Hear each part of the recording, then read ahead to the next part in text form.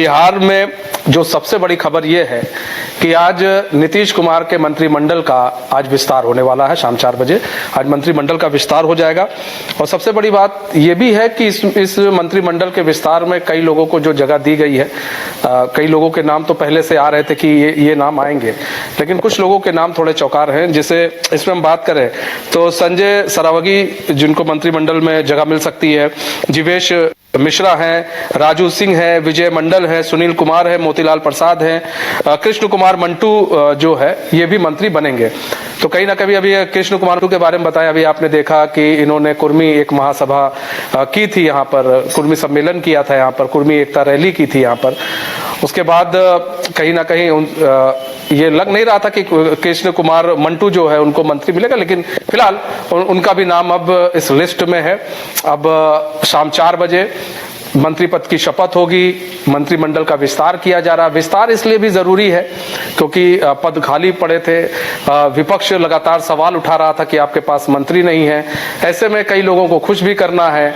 और देखिए इसमें जो एक सबसे बड़ी बात यह है कि इस मंत्रिमंडल विस्तार में कुर्मी, वैश्य, राजपूत, भूमिहार, कुशवाहा इन सभी को जो है तरजीह दी गई है, सभी को जगह देने की कोशिश की गई है ताकि सभी जातियों को साधा जा सके। क्योंकि 2025 में विधानसभा चुनाव है बिहार के अंदर। ऐसे में नीतीश कुमार और या यूं कहें एनडीए की एक बड़ी रणनीति है ताकि सारे जातियों को मिलाकर चल के और आगे जो है वोट बैंक को और मजबूत करना रणनीति है ताकि वोट बैंक जितना मजबूत हो सके।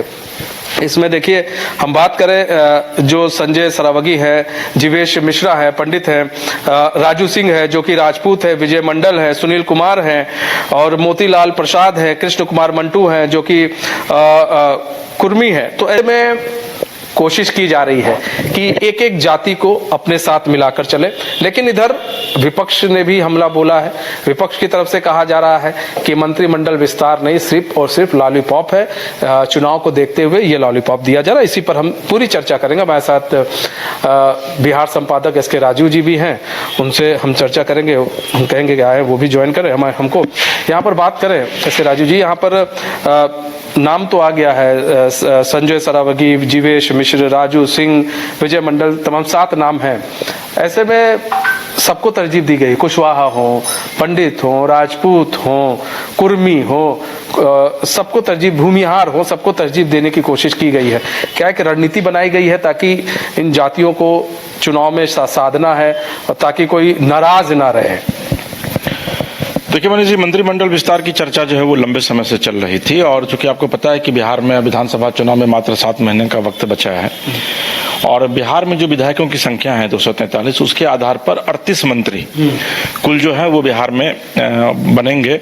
और अभी तक जो मेरे पास जानकारी उसके मुताबिक संभवतः 28 या 29 मंत्री जो हैं वही अभी बिहार विधानसभा में हैं, विधायकों के कोटे में से हैं। तो ये लंबे समय से प्रोसेस चल रहा था और बीजेपी की एक नीति है कि एक व्यक्ति एक पद है। और आप देखे होंगे कि केंद्र में भी जेपी नड्डा जो है मंत्री हैं, तो अब अध्यक्ष की तलाश जो है वहां पर की जा रही है। एक ऐसा अध्यक्ष जो कि नरेंद्र मोदी और अमित शाह के हाँ में हाँ मिला सके, उसकी तलाश जो है वो जारी है।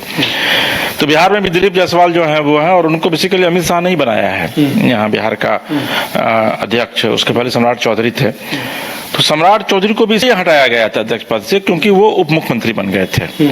तो उसके बाद ये सवाल उठने लगा कि भाई जब सम्राट चौधरी ने खुद रिजाइन कर दिया अध्यक्ष पद से, तो दिलीप जायसवाल भी तो 2 पद पर है, तो दिलीप जायसवाल क्यों नहीं रिजाइन करेंगे। और कल ही देखिए, कल ही हम लोगों ने इस खबर को चलाया था कि दिलीप जायसवाल ने कहा कि भाई हम जो है वो अपने पद से मैं इस्तीफा देने के लिए जा रहा हूँ और उन्होंने जाकर के इस्तीफा जो है वो सौंप दिया था राजभवन जाकर के। उसके बाद इस बात की आस लगाए जा रहे थे कि अगले 1-2 दिनों में, लेकिन चूंकि आज महाशिवरात्रि बहुत ही शुभ दिन है पूरे देश के लिए, पूरी दुनिया के लिए, क्योंकि जगत पिता की शादी है आज, तो ये मुझे लगा कि तो एनडीए को यह लगा कि भाई क्यों नहीं आज मंत्रिमंडल का विस्तार कर लिया जाए, क्योंकि शुभ मुहूर्त पर अगर विस्तार होगा तो ये विस्तार और आगे बढ़ता ही चला जाएगा। तो इसलिए आज जो है वो 4 बजे विधिवत राजभवन में ओथ ली जाएगी और 5-6 मंत्री का नाम जो है वो बीजेपी कोटे से सामने आ रहा है। तो तो देखिए बीजेपी यह बताने की कोशिश कर रही है कि आरजेडी जाति की राजनीति करती है और आरजेडी पर जात पात का ये लगता भी आरोप लगता भी रहा है, लेकिन बीजेपी इससे अलग है, एनडीए इससे अलग है। और यही वजह है कि आज जो कुनबा बढ़ेगा एनडीए का या फिर मंत्रिमंडल का जो विस्तार होगा उसमें तमाम वर्णों का ख्याल रखा गया है। अब देखिए उसमें क्षत्रिय यानी कि राजपूत जाति से राजू सिंह है। राजू सिंह के विषय हमको बता दें कि पहले बीजेपी में थे, फिर बीच में मुकेश सहनी के साथ गए 2020 में, जब मुकेश सहनी को कैंडिडेट नहीं मिल रहा था तो बीजेपी ने अपने उम्मीदवार को दिया, वहां जीते थे। फिर बाद में जब मुकेश सहनी से बीजेपी अलग हुई तो राजू सिंह सहित 2 विधायक और 3 विधायक जो हैं वो बीजेपी के साथ चले आए थे। वहीं दूसरी तरफ देखिए भूमियार जाति से भी हैं जीवेश मिश्रा जी मिश्रा लिखते हैं, लेकिन वो अगर आप मिथिलांचल के इलाकों में जाएंगे तो इस इलाके में दुगमिया कहा जाता है उनको, तो मतलब बेसिकली जाति से वो भूमियार हैं जीवेश मिश्रा। इसके अलावे वो एक मंटू सिंह हैं जो कि अभी कुर्मी सम्मेलन बुलाए थे, और मंटू पहले जीडीयू के विधायक हुआ करते थे, ये दूसरा टर्म वो चुनाव जीते हैं और अभी फिलहाल वो बीजेपी से विधायक हैं। हालांकि नीतीश कुमार काफी करीबी रहे हैं मंटू जब पहली बार जीत करके आए थे तो मैं उसमें रिपोर्टिंग में हुआ करता था, उसके बाद उनसे मेरी बातचीत भी हुई थी। तो नीतीश कुमार के काफी करीबी और सोबर व्यक्ति हैं, ये युवा हैं, तो उनको वहां पर जो है वो जिम्मेदारी दी जा रही है जो भी सूची आई है उसके मुताबिक। इसके अलावा विजय मंडल है, ये भी आपको सीमांचल के इलाके से बिलोंग करते हैं। विजय मंडल जहाँ तक मुझे लग रहा है कि शायद अररिया के इलाके से बिलोंग करते हैं, और वो उस इलाके में जो है मंडल को कुर्मी की श्रेणी में जो है वो रखा जाता है। और एक और व्यक्ति हैं जिनका नाम सामने आ रहा है, वो कुशवाहा जाति से नालंदा के रहने वाले हैं। तो बीजेपी यह मैसेज देने की कोशिश कर रही है कि भाई हम सिर्फ जाति की सियासत नहीं करते हैं बल्कि हम जमात की राजनीति करते हैं, और यही वजह है कि तमाम इतने लोगों को आज मंत्रिमंडल में जगह दी जा रही है। हालांकि और भी संभवतः 8 मंत्री कम से कम बनने चाहिए थे, और हो सकता है कि 2-3 मंत्री आने वाले दिनों में फिर शपथ ले लें, जेडीयू अपने कोटे से लाए। एक सुनील कुमार के नाम की भी चर्चा है, वो भी कुशवाहा है। तो देखिए बिहार में अगर जातिगत आंकड़ों की अगर आप बात करें तो बिहार में 10% के करीब सवर्ण है। अभी जो नया जो सेंसस हुआ है कास्ट बेस्ड सर्वे, हालांकि आज भी जो सर्वे पर लोग सवाल उठा रहे हैं वो कह रहे हैं कि भाई 16-17% सवर्णों की आबादी है।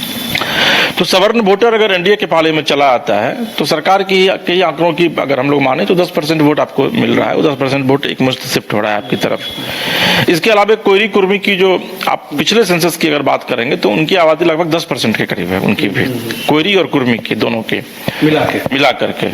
तो ऐसी स्थिति में अगर आप कोयरी कुर्मी को तरजीह दे रहे हैं तो निश्चित तौर पर कोयरी कुर्मी का 100% वोट आपकी तरफ शिफ्ट होगा।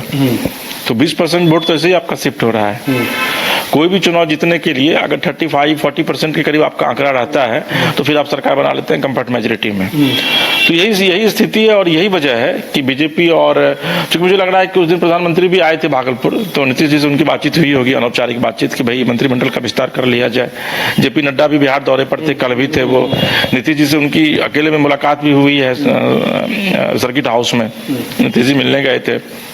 पार्टी के दोनों उप मुख्यमंत्री भी थे और पार्टी के अध्यक्ष देव जायसवाल भी साथ में थे। तो मुझे लगा कि उसके बाद ये तय हुआ होगा कल ही कि भाई मंत्रिमंडल का विस्तार आज ही कर लिया जाए, और फिर आज जो है वो मंत्रिमंडल विस्तार की तैयारी जो है वो शुरू हो गई है, और 4 बजे जो है तमाम लोग राजभवन पहुंचेंगे और वहां पर अपने अपने मंत्री पद की ओथ लेंगे। अच्छा, यहाँ पर आपको कौन सा नाम सबसे ज्यादा चौंका रहा है?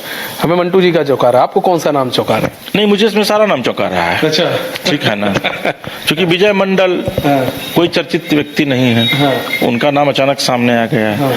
सुनील कुमार कोई चर्चित व्यक्ति नहीं है, उनका नाम सामने आ गया है। एक संजय सरावगी के विषय में कहा जा रहा था, क्योंकि वैश्य हैं और संजय सरावगी बोलने वाले व्यक्ति हैं। क्योंकि मैं विधानसभा को कवर करता रहा हूं तो विधानसभा में भी वो अपने सत्ता के खिलाफ भी वो आवाज उठाते हैं, सरकार के सवाल पर भी, सरकार पर भी वो सवाल खड़े करते हैं। तो संजय सरावगी और चूंकि जुझारू हैं, अच्छे बीजेपी के नेता हैं, यूथ हैं, दरभंगा से बिलोंग करते हैं, तो उनके नाम के विषय में था कि संजय सरावगी जो है वो मंत्रिमंडल में आएंगे। जीवेश मिश्रा के नाम की भी चर्चा थी, क्योंकि पिछली सरकार में भी वो मंत्री थे, भूमियार जाति से बिलोंग करते हैं, तो उनके नाम की भी चर्चा थी। लेकिन इसके बाद बाकी जो राजू सिंह है, उनके नाम की कहीं से कोई चर्चा नहीं थी।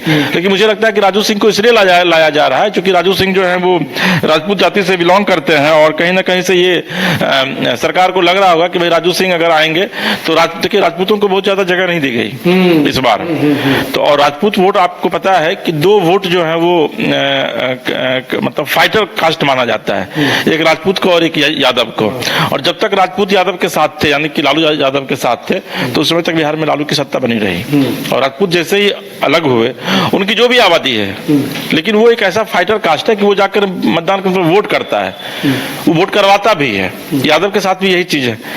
तो मुझे लग रहा है कि राजू सिंह को इसलिए हो सकता है कि लाया गया हो। और दूसरा है कि उन्होंने चूंकि वीआईपी का साथ छोड़ा था, तो एक अवार्ड भी आप कह सकते हैं बीजेपी की तरफ से कि भाई आपने छोड़ा। साहबगंज से विधायक हैं वो वीआईपी पार्टी से, तो उनको इसलिए बनाया गया है। तो कुल मिलाकर के आप अगर कहेंगे तो एक साथ एक तीर से कई निशाना, मिथिलांचल, सीमांचल।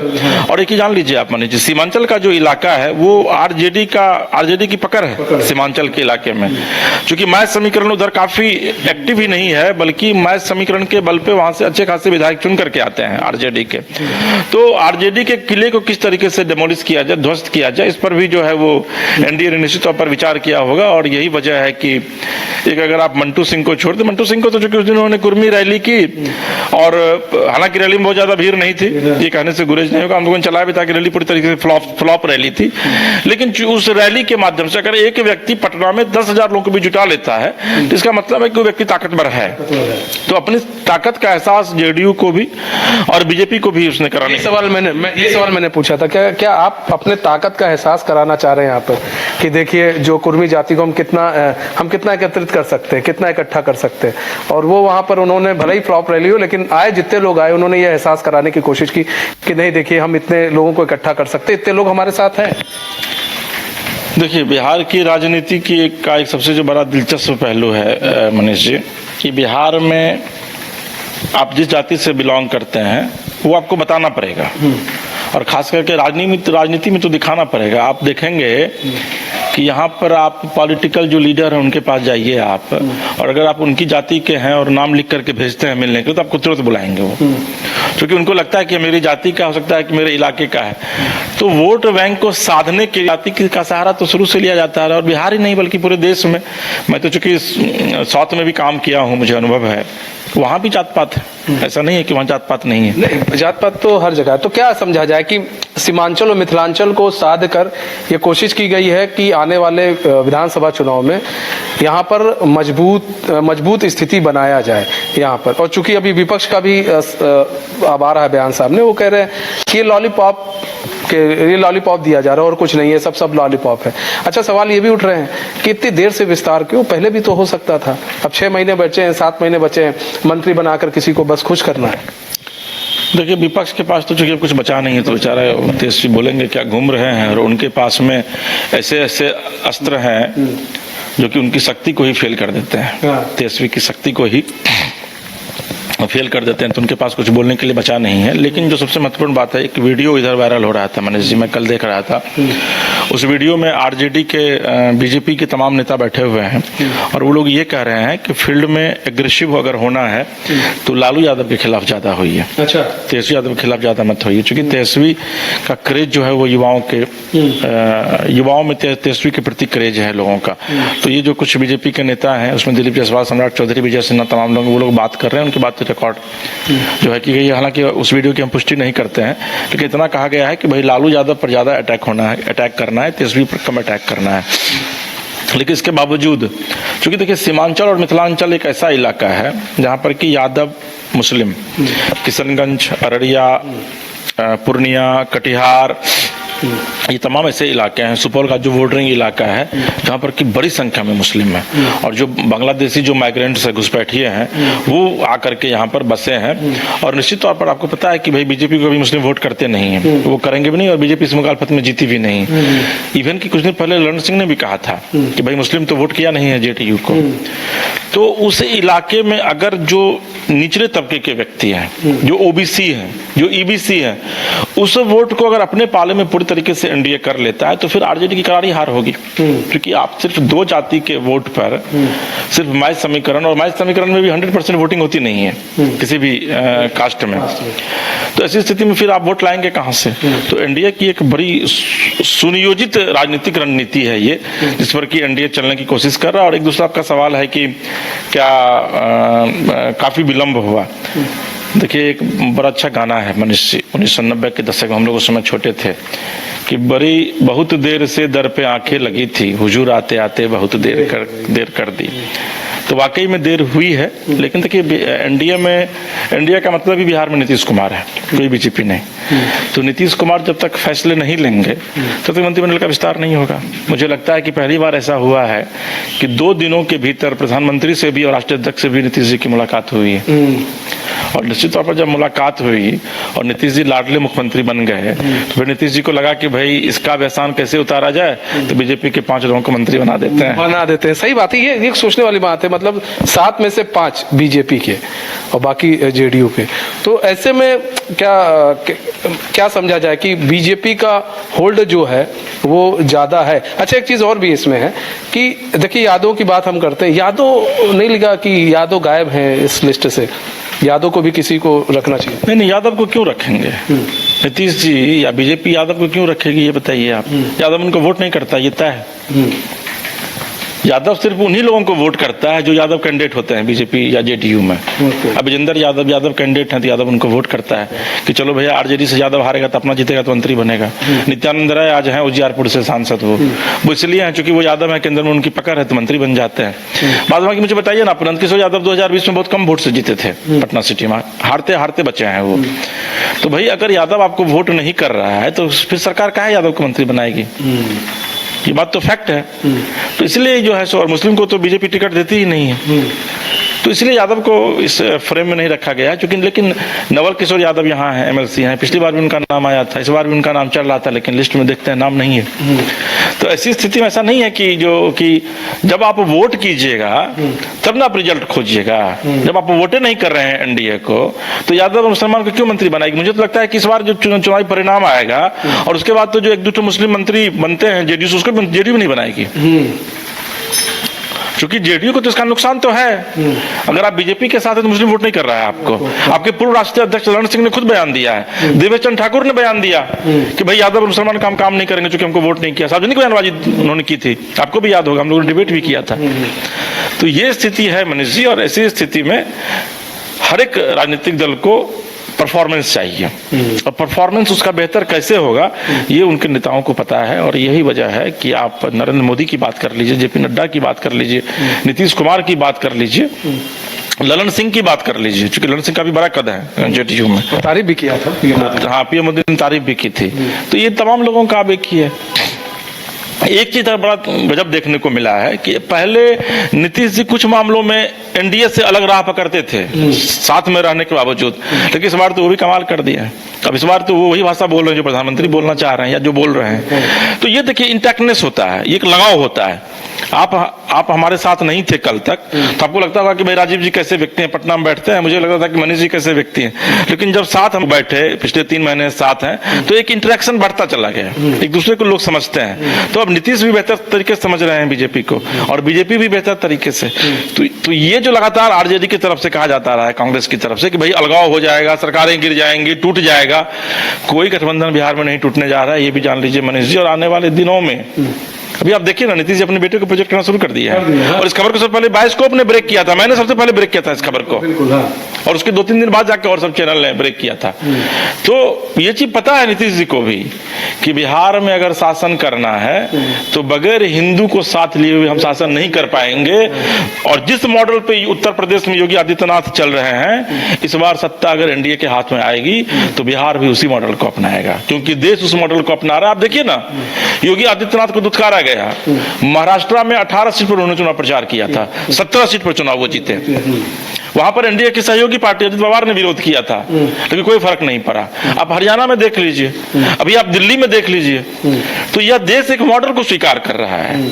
तो यह नीतीश जी विदेश से थोड़ा आए हैं, वो भी यहीं पर राजनीति कर रहे हैं, तो उनको पता है कि हम इस मॉडल से अगर हम बाहर जाएंगे तो सत्ता से हम तो बेदखल होंगे, पार्टी भी समाप्त हो जाएगी। तो इसलिए, और बीजेपी में केंद्र में आपकी सरकार है, अभी तो 4 साढ़े 4 साल सरकार चलेगी। बिहार में आपकी सरकार फिर अभी फिलहाल चल रही है, आगे दिनों में क्या होगा पता नहीं। तो ऐसी स्थिति में कोई भी जो मुख्यमंत्री होगा वह यह नहीं चाहेगा। अभी आप देखिए ना, झारखंड में शिबू सोरेन के बेटे हैं हेमंत सोरेन, वो बीजेपी से बात कर रहे हैं। जो इंटरनल रिपोर्ट आ रही है कि वो चाह रहे हैं कि हम बीजेपी से बात करें, क्योंकि उनका विकास रुक जाएगा, केंद्र पैसे नहीं देगी विकास के लिए। आज बिहार झारखंड से ज्यादा आगे निकल गया है, बहुत आगे निकल गया। सड़कें आप जाकर देखिए, हम लोग कल गए हुए थे गोपालगंज थाबे, एकदम चमचमाती सड़कें हैं, कहीं पर ब्रेक नहीं, कहीं पर रोड डैमेज नहीं है। तो सड़कों का अगर विकास होगा, रेल रफ्तार पकड़ेगी तो आपके स्टेट का विकास होगा। तो भैया नीतीश कुमार जो है वो क्यों मोदी जी का साथ छोड़ेंगे? क्योंकि उनको पता है कि मोदी जी का साथ छोड़ भी देंगे सरकार नहीं गिरेगी, और साथ रहेंगे तो बिहार। अब कल देखिए राष्ट्रपति आई, अब बताइए आप मनीष जी, परसों प्रधानमंत्री आते हैं, कल राष्ट्रपति आती है, तो एक स्टेट के लिए कितना गौरव का विषय है। और एक फुल कंफर्ट मेजोरिटी की सरकार है, तो आपका स्टेट तो डेवलप करेगा। तो यही वजह है कि आज 5-7 मंत्री भी शपथ लेंगे, और आने वाले दिनों में आप देखिएगा ये गठबंधन जो है वो कितना भी इसको तोड़ने की कोशिश की जाए, मुझे नहीं लगता है। हाँ, ये हो सकता है कि आने वाले दिनों में नीतीश कुमार अपने बेटे को प्रोजेक्ट करके आगे बढ़ाएंगे, क्योंकि अब उम्र भी हो रही है, शारीरिक रूप से उतने स्वस्थ भी नहीं रहते हैं, तो बेटे को बढ़ाएंगे। अच्छा देखिए, दूसरा है कि समाजवाद की जो नई परिभाषा है, तो समाजवाद में जेपी ने विरोध किया था, जेपी ने तो खुद भी पद नहीं लिया था पीएम का, इसलिए वो लोकनायक कहलाए। कर्पूरी ठाकुर थे, समाजवाद के चेहरे थे, उन्होंने अपने बेटे को नहीं आने दिया राजनीति में। तो नीतीश कुमार भी कहेंगे कि भैया मैं तो हूं नहीं राजनीति में, तो पिता की जगह पर तो पुत्र आएगा ना।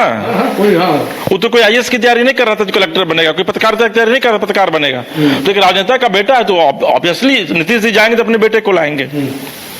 तो इसलिए पूरी ड्राफ्टिंग की जा चुकी है एनडीए की, बस आप इंतजार कीजिए, आज ओथ है, और देखिए इसी को भी लोग कैश करेंगे चुनाव में। क्योंकि मुझे लग रहा है कि 28 विधानसभा का सेशन शुरू हो रहा है विधानमंडल का, 28 मार्च तक है, और 1 अप्रैल, चूंकि 1 अप्रैल फुल डे होता है, तो 2 अप्रैल से देख लीजिए आप ही लोग फील्ड में उतरेंगे और पूरी तरीके से तैयारी शुरू कर देंगे। पूरी तरीके से तैयारी शुरू कर दी जाएगी। और फिलहाल आज जो है, आज ओथ सेरेमनी है, 7 कहा जा रहा 7 जो विधायक है वो मंत्री पद की शपथ लेंगे। अब उनके मंत्री बनने के बाद बिहार की जनता को कितना फायदा होता है, उनकी क्षेत्र की जनता को कितना फायदा होता है, और 2025 में विधानसभा चुनाव में कितना फायदा होता है एनडीए को, ये आने वाला वक्त बताएगा। फिलहाल हमारे इस खास पेशकश में बस इतना ही। अब मुझे दीजिए इजाजत, तो खबरों के साथ बने रहने के लिए देखते हैं न्यूज़ वाइज को। नमस्कार।